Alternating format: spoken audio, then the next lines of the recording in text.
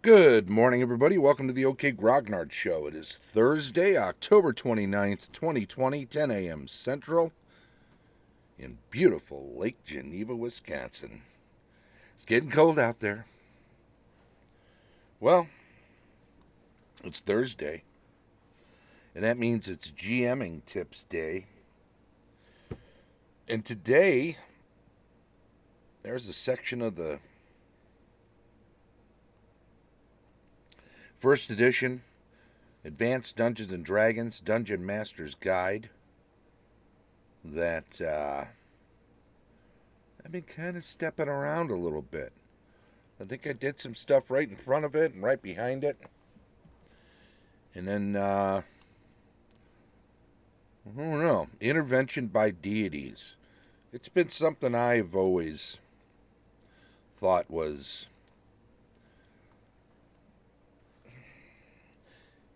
maybe it's because so many of my campaigns don't get to high enough levels, and that's probably true for a lot of people. Unless you start off at higher levels with the full intention of not killing characters and making sure they get to high levels. The odds of a player character, getting from first level, all the way up to, I don't know, let's say 18th. That's the level that wizards can start throwing ninth level spells, right? And once you have wishes, all bets are off, huh?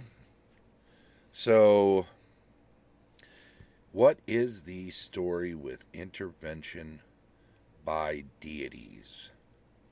I wonder if people do a lot of that. Maybe other people do. Maybe I'm on the maybe I'm on the outside looking in on this one. Um, I have done things that are more akin with not Greek but Norse mythology. So both of those mythologies are famous for having the deities intervene or, let's say, make cameos in the lives of mere mortals. Sometimes it's obvious, sometimes it's them just bored and screwing around with some mortals because they can, and so they do, which is sad. Sad deity, sad.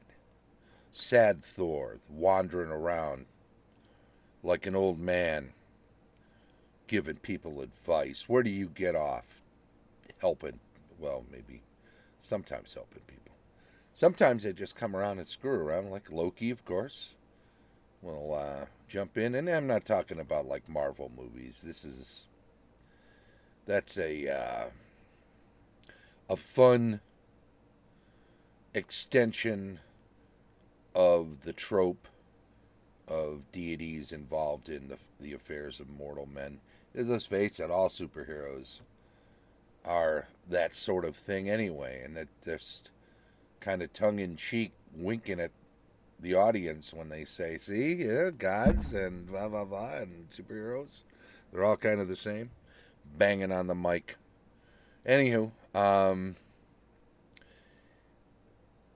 certainly Greek mythology has a lot more examples of that sort of thing, um, and it's a lot more vindictive, and there's all sorts of nasty trigger warning stories that you can recount of Zeus's exploits, and something that's a little more pasteurized for general consumption. Things like Clash of the Titans shows that's kind of the bookends of the whole Perseus story, and the idea that Perseus is half immortal, the idea that Hercules was half immortal, and that their absentee parents would take a occasional interest in them and give them some toys to play with or poke the bear to see what kind of stuff they're made of. So there's a lot of that going on in Greek mythology, and there's a lot of other stuff. It's worth picking up a simple book on Greek mythology, something that just kind of gives a nice overview of various things. You don't have to pick up a textbook, although I recommend it. I took a couple different mythology classes, one with a focus mainly on Greek mythology, and another kind of general course that looked at 6 or 7 different mythos from around the world, but it included Greek and Norse. And I mention these because these are ones you can integrate most easily into a Western European medieval fantasy campaign as the elder gods from the ancient civilizations, because that's essentially what they were. Although Norse mythology was certainly, and probably still is in some places, right? Certainly something that was followed by a good number of adherents all through the Middle Ages. Greek and Roman mythology, of course, were part of the ancient world more so than Norse mythology would have been. But if you have a pantheon, if you're not using some sort of real world modern contemporary religion, one of the big three with the serial numbers filed off as a main religion in your game, then there's no need to take these other mythologies and act as if those are ancient religions long since gone by the wayside. You can certainly have them be contemporary. And I really don't suggest that you do too much with real world religions in a fantasy setting, because invariably you'll find that somebody will take offense to it, and unless you're going out of your way to offend people, what's the point of doing that in the first place? I mean, I understand some people, well, you can't tell me what to do. No, of course, nobody can tell you what to do. Who cares? The point is, if you know it, if you know something is definitely going to offend somebody, and you go out of your way to do it, I don't know. You're watching the wrong show, because I don't believe in that sort of mentality. Anyway, and I'm talking at the game table. Obviously, there are exceptions to be made, whether it's in stand-up comedy or if it's in critical political analysis or something along those lines. Well, sure, that's the job of it. But I'm talking in gaming. If you create something purposefully with the intent to offend your players, I think there are ways. Remember that it's your job to create conflicts for the player characters. Offending the players is not the same thing. So, Mandalorian Man, welcome to the channel.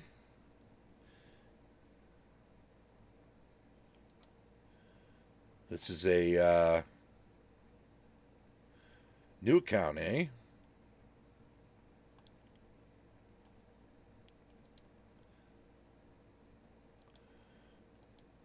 Sup? Okay, I know who this is. Welcome, man. Good to see you. I know you've been super busy, and you just got to keep getting busier as the business will do what it will do. And until you get on the other side of your busy period, I don't expect to see you around much. But thanks. Thanks for coming in. So you've switched from your usual handle to Mandalorian Man. An upgrade, huh? You must like the show. I don't blame you. It's a great one. Anywho, let's get into some of the nuts and bolts of this actuality. Page 111, and you'll notice this section going down to the ongoing campaign is about a half a page, all told. We'll start. Classic Papers and Paychecks comic. It's a great new fantasy role-playing game. We pretend we're workers and students in an industrialized and technological society. So, cleric, fighter, magic user, that's another cleric, I think. They don't have a thief. Good old McLean. Excellent. Excellent little comics in the DMG. Intervention by deities. If the supernatural powers of various outer planes could and would continually and constantly involve themselves in the affairs of the millions upon the prime material plane, they would not only be so busy as to get neither rest nor relaxation, but these deities would be virtually handling their own affairs and confronting each other regularly and often. If an entreaty for aid is heard, one time in 100, surely each and every deity in the multiverse would be as busy as a switchboard operator during some sort of natural disaster. Even giving each deity a normal number of servants able to supply aid to desperate adventurers, the situation would be frenzied at best. Add to this the effects of various spells, commune, contact other plane, gate. It is obvious that intervention by a deity is no trifling matter, and it is not to be allowed on a whim, even if characters are in extremis, which is to say, if they are super high level or very important within the campaign in one way or another, even if they're lower level. They can't just snap their fingers and have a deity jump to their aid. This is not to dictate that deities will never come to characters. Serving some deity is an integral part of AD&D. The mighty evil gods, demons, and devils are prone to appear when their name is spoken, provided they stand the possibility of gaining converts to their cause. The forces of good might send some powerful creature of like alignment to aid characters on a mission in their behalf. Certainly, in the case of some contest between opposing deities, all sorts of intervention will take place, but always so as not to cause the deities themselves to be forced into direct confrontation. Otherwise, the accumulation of hit points and the ever greater abilities and better saving throws of characters represents the aid supplied by supernatural forces. In most cases, therefore, you will have to determine the involvement of your deities as you develop the scenario or series of scenarios of your campaign. In my own Greyhawk campaign, says Gary, there have been 9 demigods, 3 demon lords, and a handful of Norse and other gods involved in the course of many years of play. Once or twice there has been a divine intervention, and twice the powers of the infernal region have come at the mention of a certain name. Spur-of-the-moment intervention can be handled as follows. If the character beseeching help has been exemplary in faithfulness, then allow a straight 10% chance that some creature will be sent to his or her aid, and if this is the first time the character is asked for help. Roll 1. If 100 is rolled, there is a percentage chance equal to the character's level of experience that the deity itself will come And this chance is modified as follows. Each previous intervention on behalf of the character, minus 5%. Alignment behavior, only medial, 5%. Alignment behavior, borderline, minus 10%. Direct confrontation with another deity required by the situation, minus 10%. Character opposing forces of diametrically opposed alignment, plus 1%. Character serving deity approximately through direct instructions or by means of some intermediary, plus 25%. Note, deities will not intervene on the planes which are the habitation of other deities, the outer planes. They will never venture to involve themselves in the positive or negative material planes. Intervention in the elemental planes is subject to DN option based upon the population he or she is placed there. If there are elemental gods, the deities from outer planes will not go there. Intervention occurs only on the prime material, astral, and ethereal planes in most cases. Demigods and gods. If a demigod or god is deprived of its material body by some means whatsoever, including being killed on the prime material plane, then it is sent back to its own particular plane. The process is similar to that of slaying the material form of some demon or devil. Hey, well, all of that's pretty straightforward as a system to integrate into your own games, as far as to allow actual chances for intervention by deities or demigods.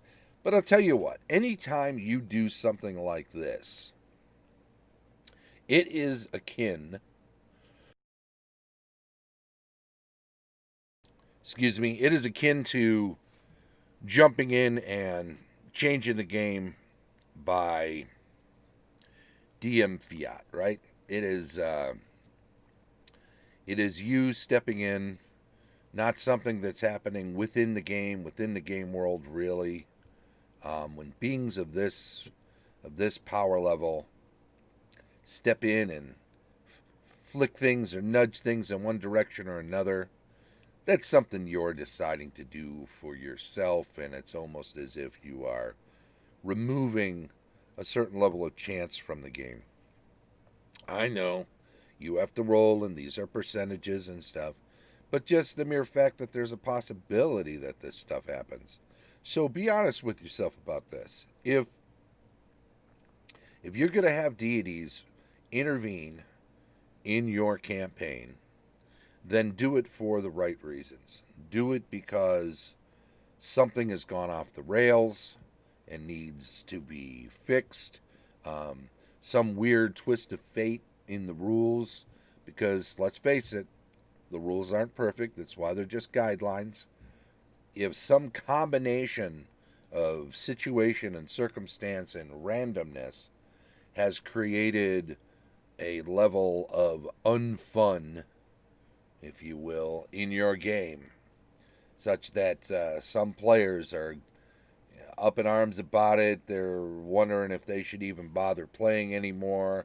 Whatever happened is egregious enough to the social contract that you have with your players for everybody enjoying themselves, yourself included.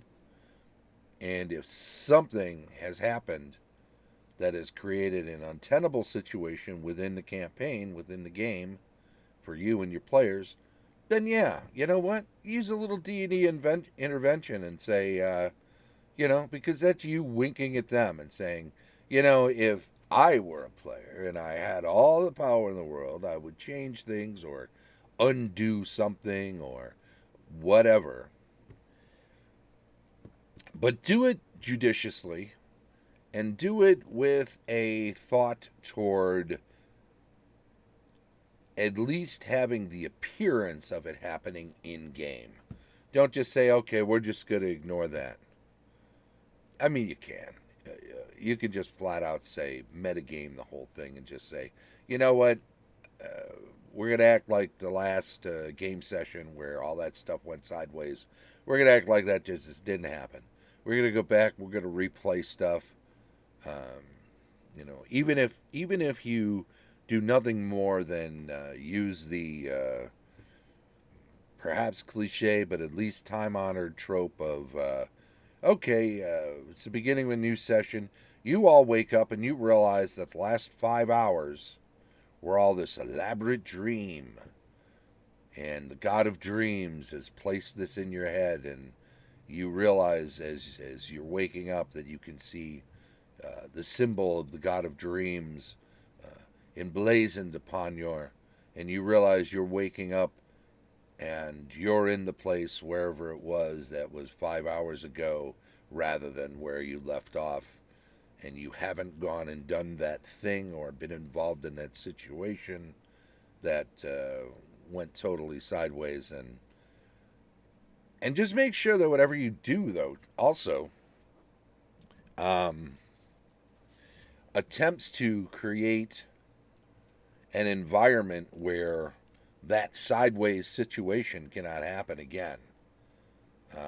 Whatever you did or whatever rules were being used or whatever randomness you allowed, uh, find a way to mitigate it so that that can't just happen again.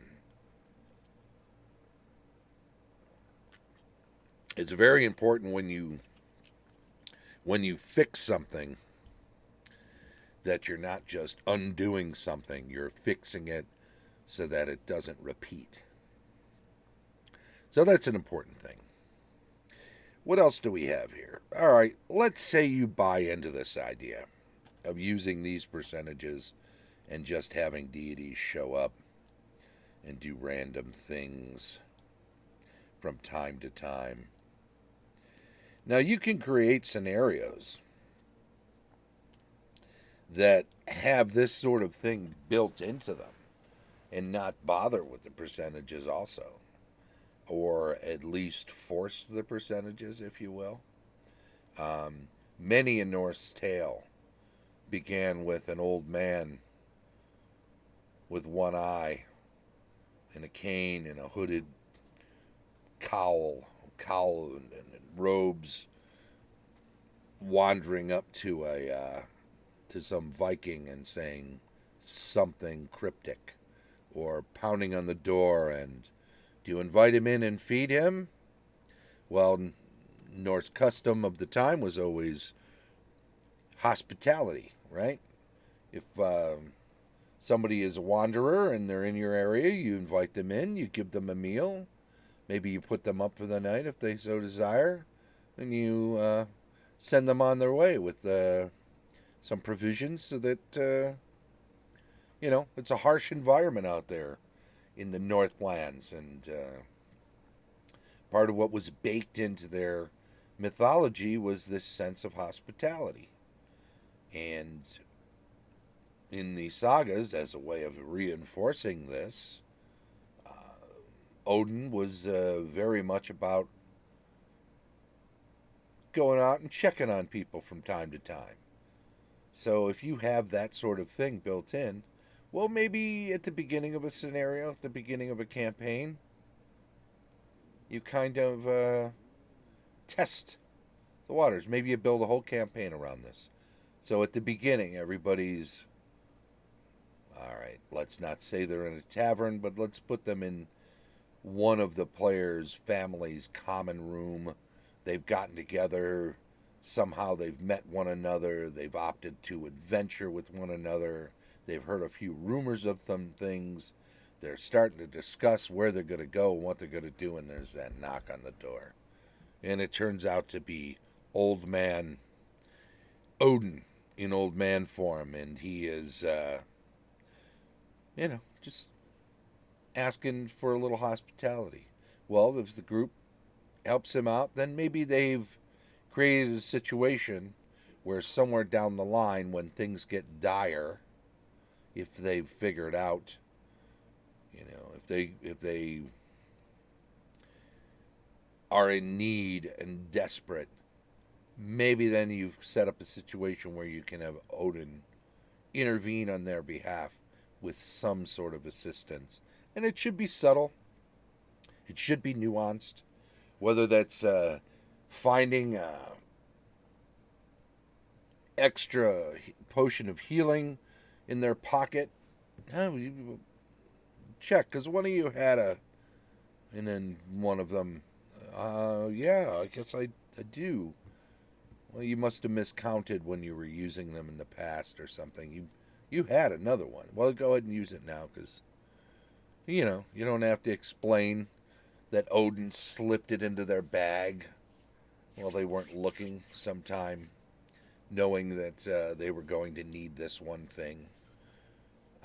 You could be more overt about it. You could certainly have Odin or some other avatar or minion of Odin come there and aid them. I don't suggest you have it be something as raucous as some Valkyrie jumping in and fighting their fight for them, because that might be a little too much.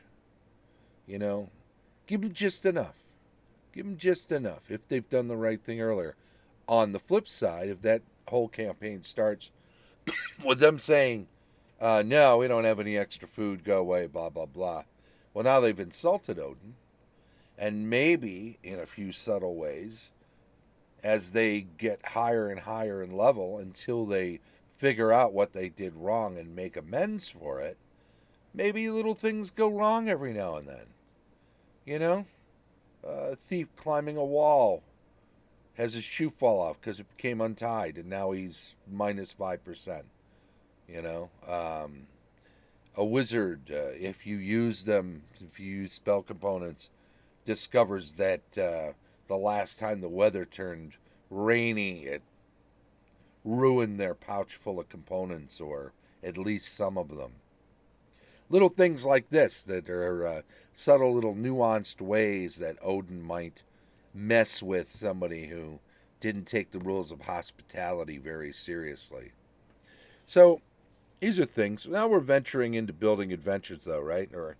Or campaign discussion. But these are just tips of ways of adding deity intervention into a game where it is a little more subtle, a little less heavy-handed, which is something you want to try to avoid when running games, I think.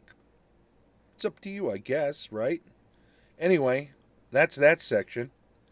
I think we've done a pretty good job of going over that. We're running up onto our time, so I just want to say thanks to everybody who follows the channel, and always make sure when you're here following the channel that you chime in on the stream chat, because when you do, we know you're not a bot. And when we know you're not a bot, we can add you in to the list where from we derive once a week someone to give something to. Just something, you know, a little something for us to say thank you. We don't require any purchases or subscriptions or anything like that, but if you follow the channel and you chime in the stream chat, then we know you're not a bot and we can add you to the list. That's the whole point of that. Let me also say that this has been GMing Tips. We do that every Thursday, and this is something you know by looking at our schedule, which has Friday Building Adventures, Saturday GM Reviews. That's where we take some item, a book or a movie or a series or something, and we look at it from the eyes of the GM, see what we can beg, borrow, or steal from it for our campaigns. Rules retrospective on Sunday, weekly news and announcements on Monday, cartography and world building on Tuesdays, campaign discussion on Wednesdays, back around the horn to GMing tips on Thursday. If you're catching this on YouTube, thank you very much. Be sure to subscribe to the channel and give us a thumbs up to any videos you watch. Feel free to make a comment if you got some constructive criticism. Helps us make the show better, and we appreciate that. This has been the OK Grognard Show from beautiful Lake Geneva, Wisconsin. Bye bye.